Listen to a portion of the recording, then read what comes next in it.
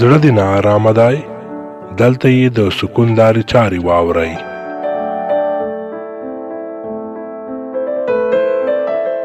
د الله جل جلاله ذکر او یاد. په ژوند کې د زړه او رښتیني سکون لپاره یوازینۍ لاره د الله جل جلاله یاد او ذکر دی. نیکبخته د هغه کسان چې تل یې ژبه او زړه د الله جل جلاله په ذکر سره تازه وي. ځان او نور خوښ ساتل. هر انسان ته پکار ده ترڅو د خپل ژوند د نیکمرغۍ او خپل ځان خوښ ساتلو لپاره ځانګړي معیارونه وټاکي.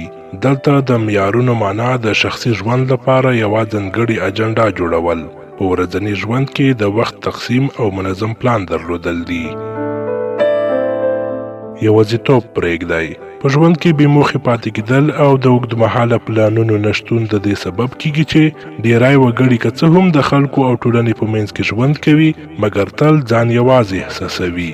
دلته د یوازیتوب موخه فزیکي یوازیتوب نه، بلکې په روحي او معنوي ډول یوازیتوب دی چې په آرامه انسان خوري او یوه ورځ یې ختموي. زړه له حسد خالي کړئ. د دنیوي ژوند تیرولو لپاره الله جل جلاله انسانانو ته ډول ډول وسیلې ور په برخه کړي دي. ځینې وخت همدغه وسیلې او مادیات د انسانانو په ژوند کې د کینې او حسد سبب ګرځي. په مینه او رښتینولۍ ژوند وکړئ.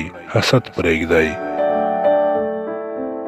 د زړه اصلي سکون. د زړه سکون په پیسو، شتمنۍ او شهرت کې نه دی. ډیری کسان د زړه سکون په شتمنۍ او پیسو کې لټوي. د ژوند موخې او خپلندونه په شتمنۍ پورې تړي، خو کله چې شتمنۍ او شهرت ته رسیږي دا هر څه ترلاسه کوي، بیا هم هیڅ سکون نه لري. په الله جل جلاله توکل وکړئ.